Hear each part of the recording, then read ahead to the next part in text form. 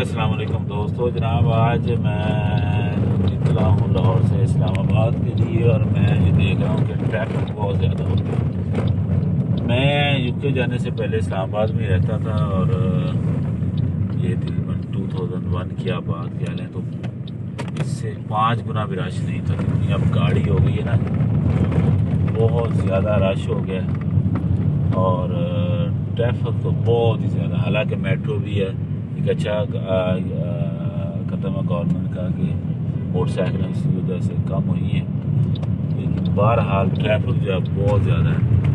तो मोटरवे से जैसे ही आप उतरते हैं, एक तो ये कि एहतियात करें। मैंने एक दो चीज़ें बड़ी देखी हैं, मैं बताना चाहता हूँ।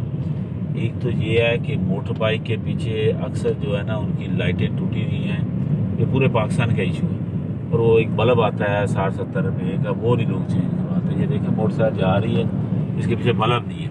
और अक्सर जब ये तो अभी जहाँ लाइटें जा रही हैं तो चलो ये नज़र आ रहा है, अंधेरे में ये नज़र भी नहीं आते, तो वेरी डेंजरस। दूसरा ये अक्सर लोग लेन चेंज करते रहते हैं, जिसकी वजह से बहुत एक्सीडेंट होते हैं, मैंने देखे हैं। और लेन चेंज का सिग्नल भी नहीं देते।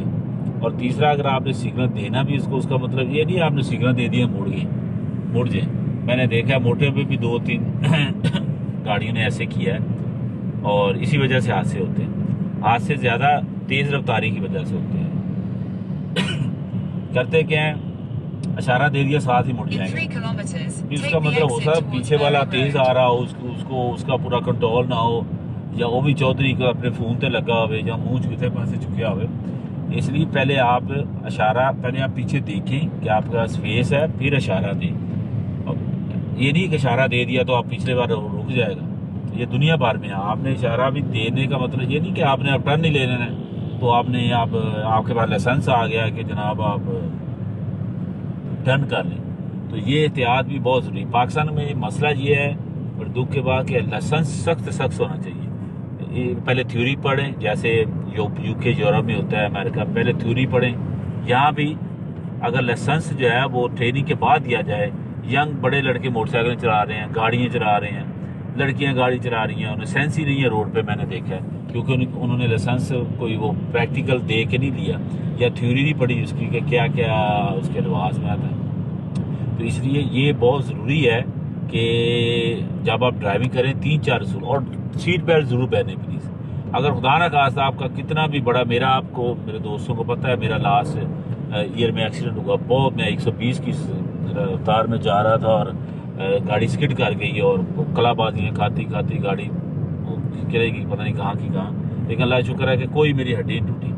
ठीक है, अल्लाह ताला करम करता है कि अल्लाह ताला ने ये भी अक्ल भी दी है कि अक्ल को इस्तेमाल करें, एहतियात करें। तो सीट बेल्ट का बहुत ज़्यादा फ़ायदा ये है, मैंने देखा है पाकिस्तान में पीछे से ये ऐसे करेंगे, ये फ्लिप कर दिया, इसका नहीं कोई फ़ायदा।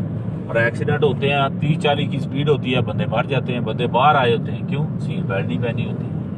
और क्या करते हैं जी, वो कह देते हैं जी वो स्पीड में था। वो स्पीड, गाड़ियाँ स्पीड में ही चलनी है, गाड़ी होती स्पीड में चलने के लिए।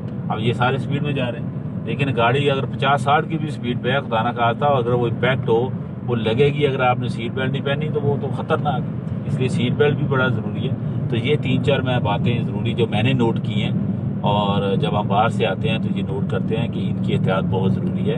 अपना और अपनी फैमिली का ख्याल रखें, क्योंकि जान बड़ी कीमती है। हो सकता है आपके लिए नहीं, लेकिन आपके बच्चों के लिए, आपकी बेगम के लिए, आपके माँ बाप के लिए, जिन्होंने आपको पाल के इतना बड़ा किया। और अब अगर आप नहीं रहेंगे, दाना खासा एक एक्सीडेंट की वजह से, जैसे अभी लास्ट वीक में 2-3 वो ड्राइवर्स हो गया, उसकी वजह से हमारे दोस्त हैं तो खालिद जवेद साहब, उनके ब्रदर ला और बीवी बेचारी फौत हो गई।